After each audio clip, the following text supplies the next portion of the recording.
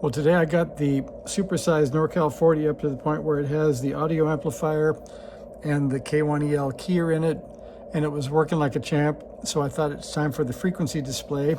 So this came in the mail, I think last Friday or so, and this is the Freq-Mite by the Small Wonder Labs, it says on the bottom, but I think I got it from the Four State QRP Group.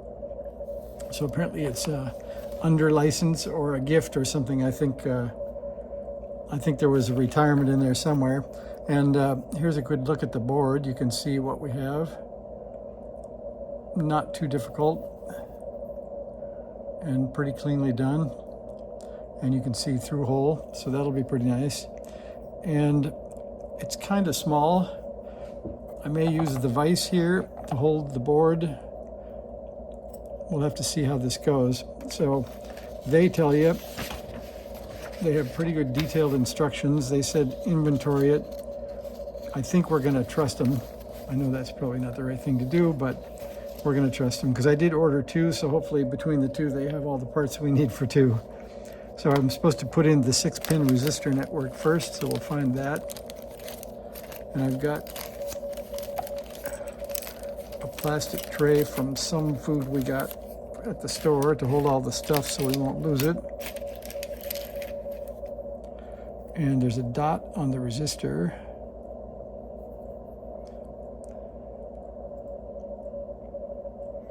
And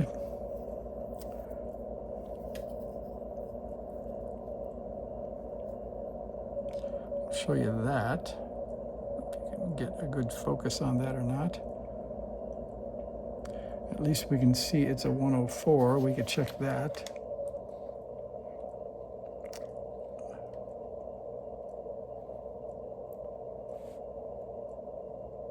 Yep, R6 is 100K. 1, 2, 3, at least of those, 4, something like that. That's good.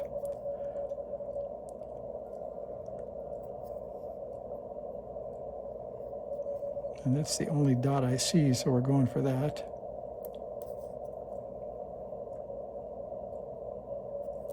Guess it'd help if I put it in the resistor hole, wouldn't it? That's better. So I'm debating the questions whether this board is big enough to hang on to with the vise or not. But I guess we'll give it a shot here.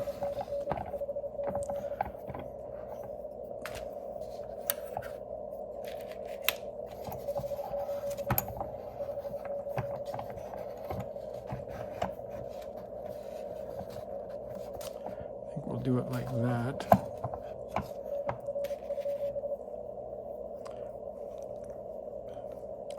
And I'll clamp it in and hold that with my finger while we solder with the other 2 fingers, I think.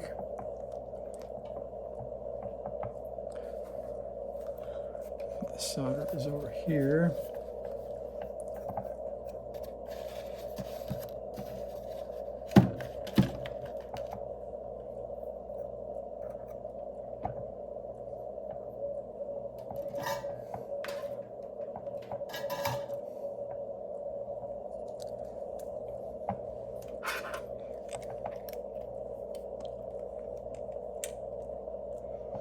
This is going to be one of those videos you're going to have to fast forward through a lot because I'm not making an effort to show or demo anything on this one. I'm just going to build this and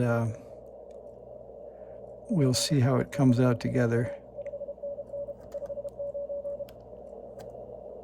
So that went in, melted nicely, then tipped under my finger.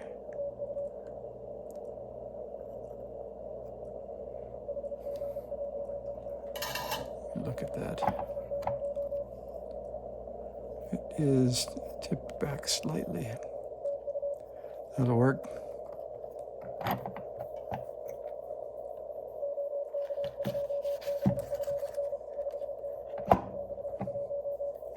And you get some bonus CW practice in the background.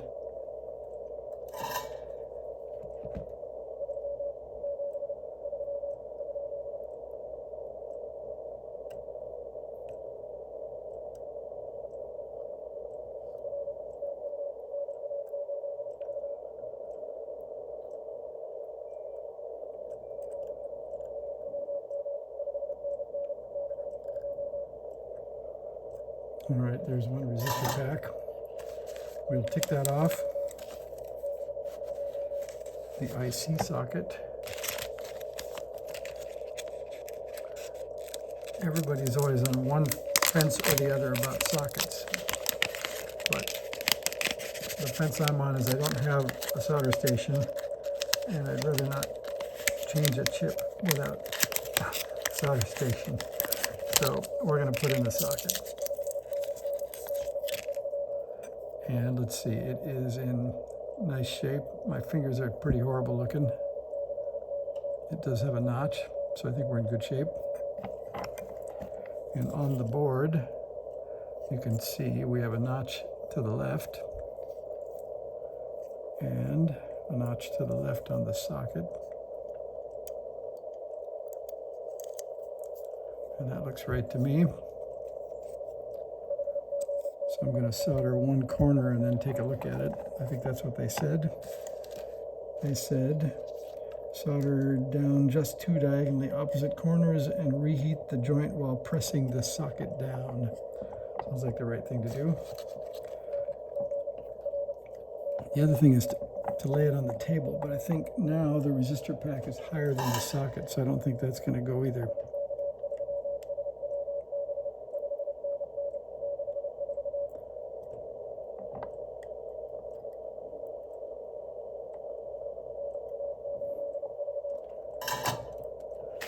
All right, now it's time for you guys could do the inspection. I think those look pretty good.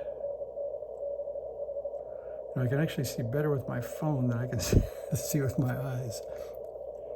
And it looks quite flat. So we'll continue to solder that.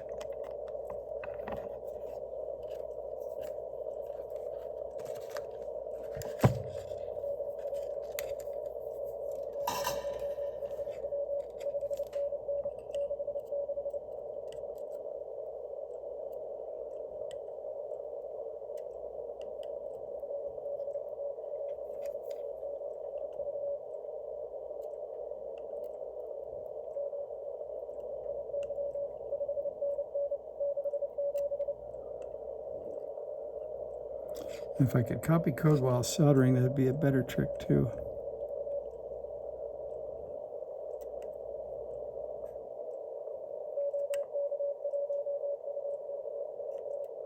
I did copy the word OK in there anyway.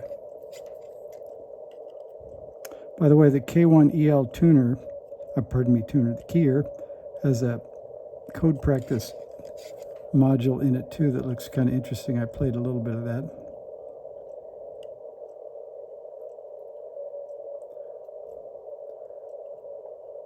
And the issue so far is I built it in minimal mode, so I don't have anything but a command switch, which means I can't use the memories, at least as far as I can tell so far.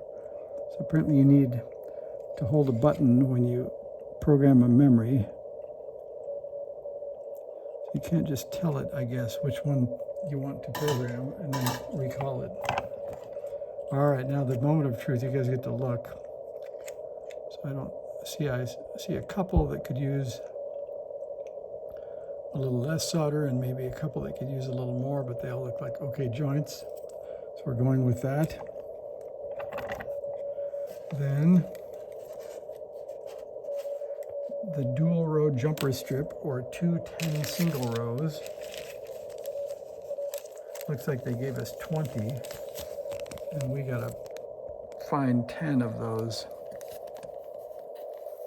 Looks like about right. So it's kind of interesting how they do this. They have the IF offset, I think, in a binary word. So you get to line up the powers of 2 to sum up the amount you want to subtract. And in this case, what is that, 4.915? Is that what a NorCal 40 is? So you can see what we have to do. We have to use, I guess, half of them here, and then half of them here, and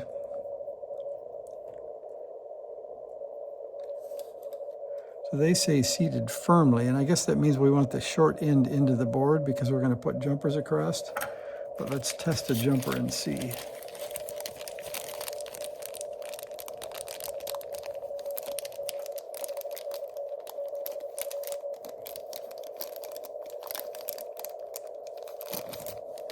It's a rare night too. 40 meters isn't as dead as usual, although there is still quite a lot of noise. All right, so we'll put a jumper on here and we'll see how far down it goes. So it goes nicely to the top. So I guess we want to use the long end. So that works well. All right, so then we'll count off 10.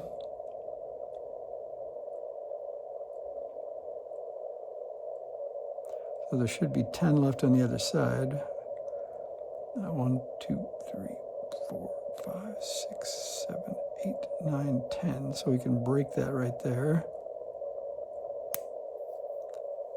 And that gives us 2 10-piece headers.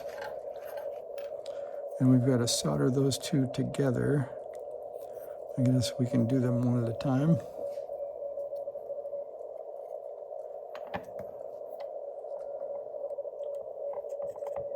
Oops, earthquake. And the pins are sharp, so this whole idea of holding them with my little finger and then soldering gives me a little vaccination going on. I think we'll change fingers.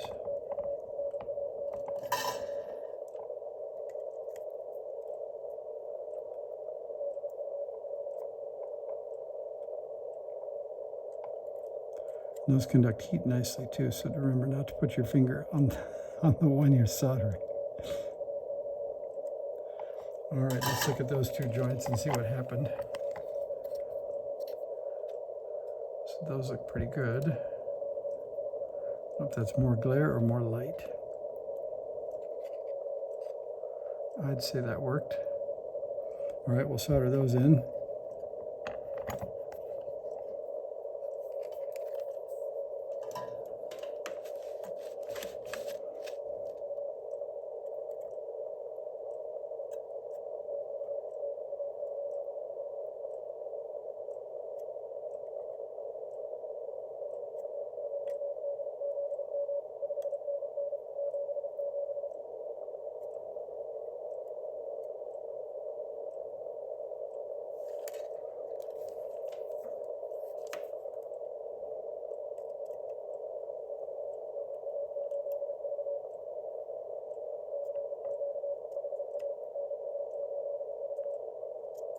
Anybody going to answer that CQ?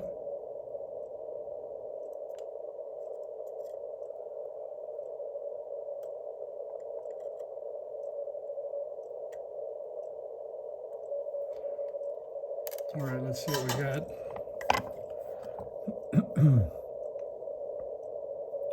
There's a couple there that look a little shy. I think those two could use just a bit of heating, although they're probably fine. Looks like the joints are okay, so we'll go ahead with the next one.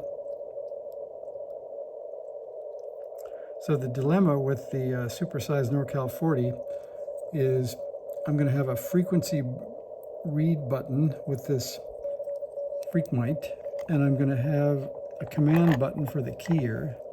So I haven't decided where those go, although I'm leading towards something like bottom right corner under the tuning dial for the frequency readout. And I'm not sure about the keyer one yet, because it looks like it would be more useful if I put 4 switches in instead of 1.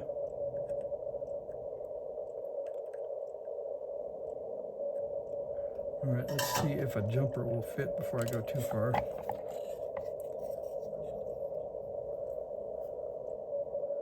So those are not yet pushed down. The one end looks okay. Let's try the jumper on that end.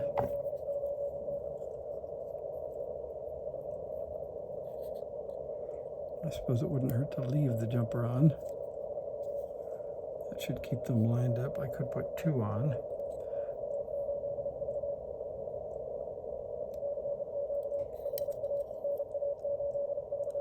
I'll not put it on the corner I'm going to solder on. How about that?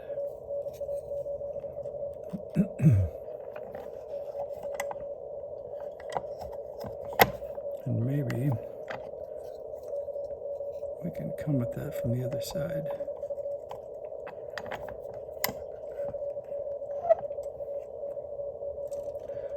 One thing about this vise is making my hand hang out in the middle of the air, so it's kind of a good test to see if you're getting shaky or not. I think I am.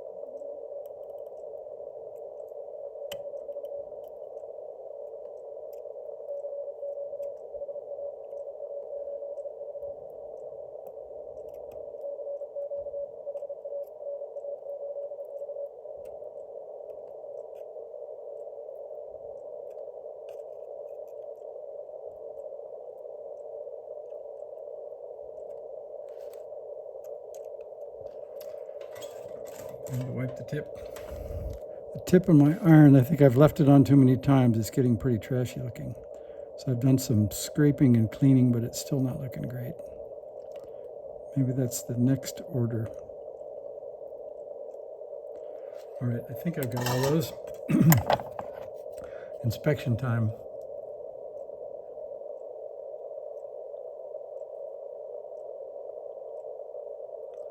Seems like those are all okay. I see maybe 3 that I could have had a bit more solder, but I'm going to live with it. And the jumpers fit on both ends in the middle, so that's good. All right, that's success.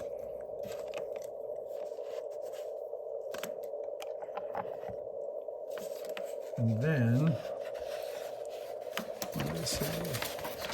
Then they say, install the crystal, which is a 4 megahertz crystal, a 16th above the board.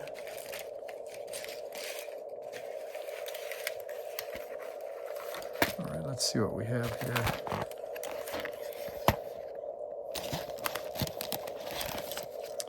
Jumpers, empty bag.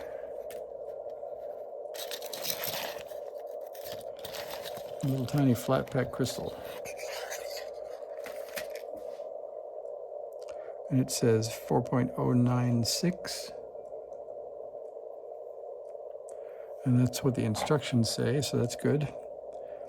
And it does look like it's possible. They say if you get it down on the board that these through holes will short. So we'll leave it up from the board a bit. In fact, what could we put in there temporarily?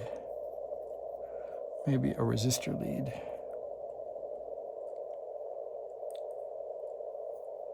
No, that doesn't fit too well. And then I think it wouldn't come out.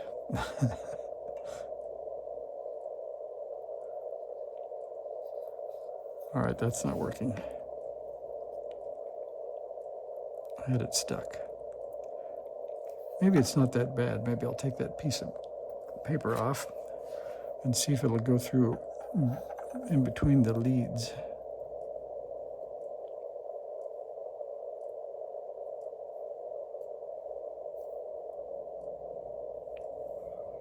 Yeah, I think that works. So I'm going to stick that on there.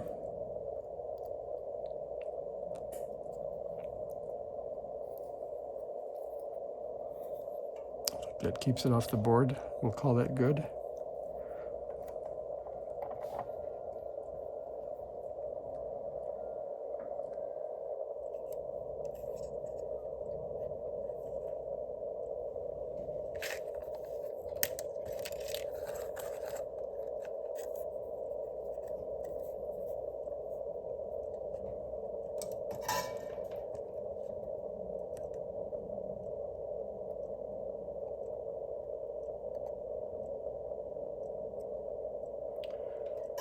All right, let's see what we got.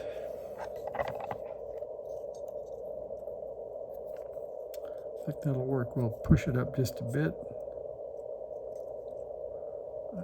That looks pretty even. We'll solder the second one and call that one good.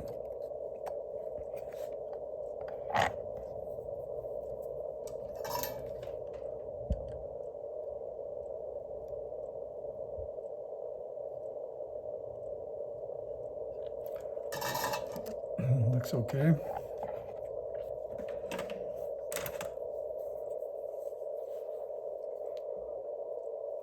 If you get to go down to Home Depot and you want to splurge on yourself, for Christmas I bought myself a workbench, and it's a Husky, and it's got 2 drawers underneath the front, and it's the most handy thing I've ever had. All right, I think we can leave the paper. It doesn't really hurt anything. And what's coming next? So it says, we've done that. And then all the remaining small parts. With careful orientation of Q1, Q2, and U2, these must be installed as shown in the picture. And resistors are hairpin for upright installation. So I guess that means revert to the schematic, because that seems like the only way to make sure you've completed the board.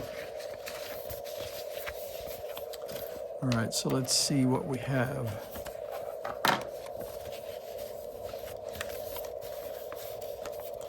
Just gonna fold it in half and lay it in front here. So we have some headers, and we have a crystal, and we have R6. I think that's it. All right, so we'll do the remaining components.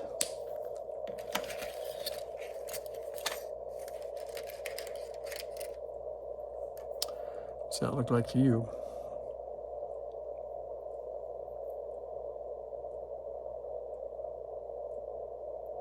Looks like a nice 100K to me. So we're gonna, I guess we'll use that for R1.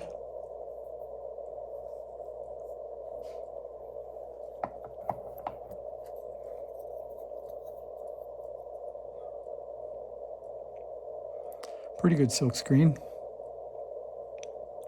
So I see R4, R3, R2.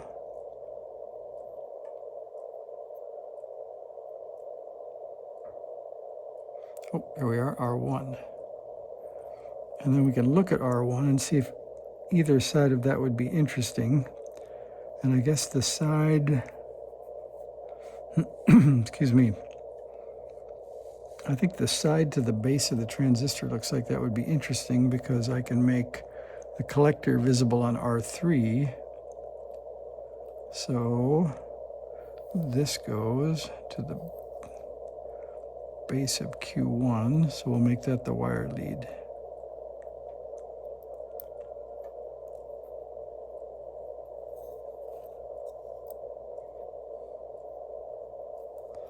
All right, and I guess we'll put a few on and then solder. In the bucket, we have our next candidate. Looks like a 1.5K. And that looks like R3. Although it looks like the schematic has been copied just a few too many times. Okay, at R3, we said we'd leave the collector lifted up. So that would be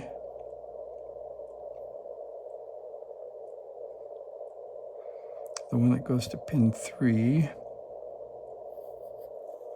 And that would be the top one. Oh, you know, they put the resistor body on the board for you too. I guess I just noticed that. So there's a silk screen on the board showing the little circle for the resistor. So maybe somebody's already had these thoughts. I don't have to worry about it.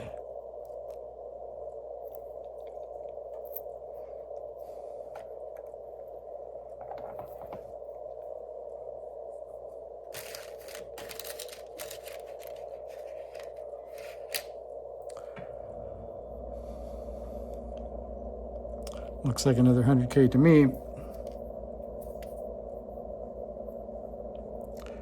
And that looks like it's going to be R4.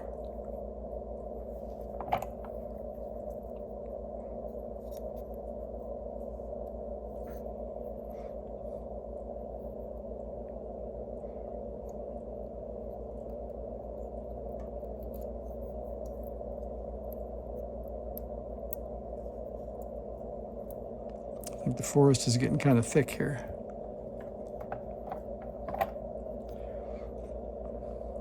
And I guess I better keep up with what I'm doing. So there goes R3, R4, and R1. Now we need to find R2.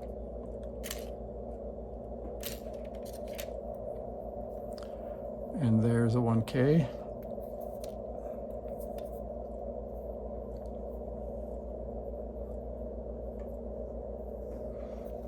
And that looks like R2.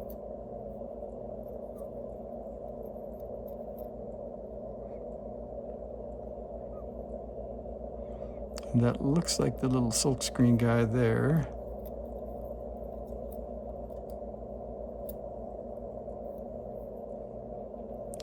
Those look pretty good. That's R2. And I guess we can look for some capacitors. So somewhere there's a 22 picofarad. See if we can see that in the bucket. There's one. And this one isn't marked anything strange. It just says 22 on it. So that's makes it harder to mix up the multiplier. And that would be C4. And C4 is there. And that fits pretty nicely.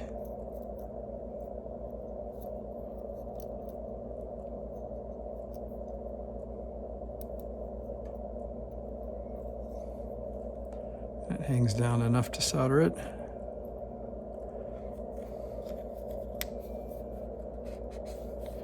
Then C6 is a 0.01.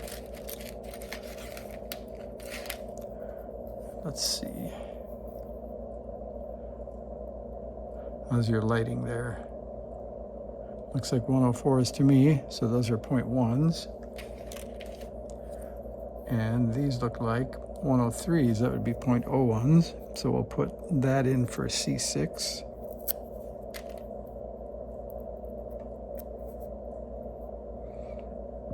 And then I'm not sure about the debate of cutting them off or pulling them off and having glue on the ends of them. So this will be, well, I guess that's C5. That's a pretty horrible looking thing. That's C1, C2, C3. Well, there's a C6, so that's definitely a C5.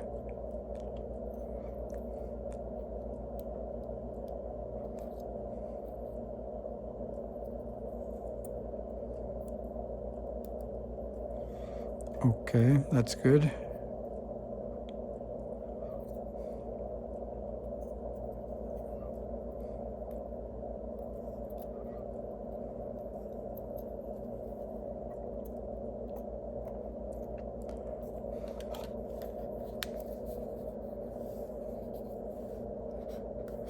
That one, and then C6 comes along with the same kind of cap.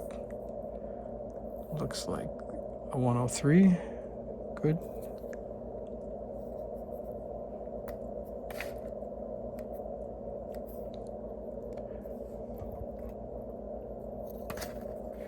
We've had a crash. C6 is over there.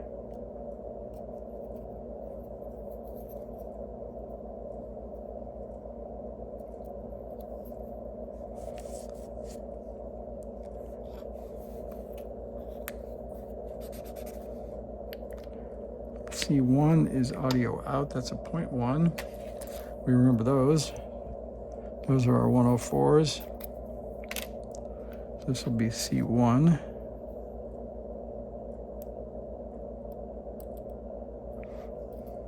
I think I'm gonna have to cut a few leads as I solder. This forest is getting pretty thick.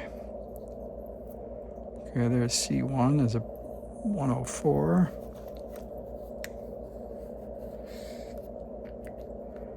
And then we need C2 and C3 are both 22s.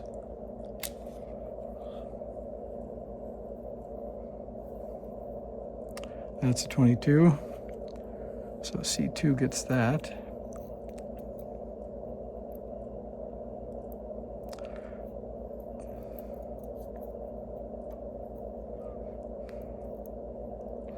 I think I'll get to the point of getting these parts in, and then I'll go solder the rest of those to avoid, you can avoid all the pain. I'll come back after the parts are soldered. Then we'll do the math for the NorCal 40's IF offset and set the jumpers. And then, oops, I don't think I read that. I just picked it up because it was the right shape. See, it's a 22. And that is C3.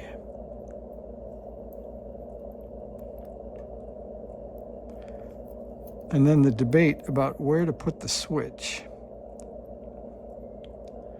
When you're tuning, I tune with my thumb, like that. So I'm not sure, we'll have to think about that. All right, there went those two caps. Looks like all we need is a couple of transistors and a regulator, and we're in pretty good shape. All right, and that, you got a good reading on that? Let me see what I got. Yep, I see 78 LO5, and that's what we want. Let's see, how good is this? Yeah, that's pretty good. All right, and that is U2, and that fits just like the outline on the board with the round part toward the center.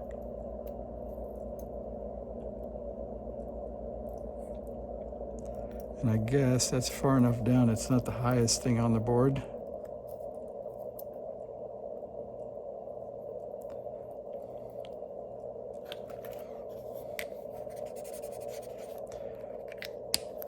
Then, for a pair of transistors, the good thing is we're running out of parts. So we have a 100K and a 104 left so far. Have to figure out where those go. And these are pretty good, 2N4401s. And they are Q1 and Q2. And they are nicely marked with the round section in the back.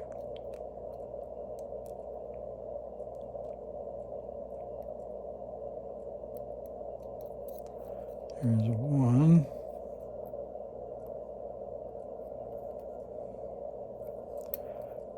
And two.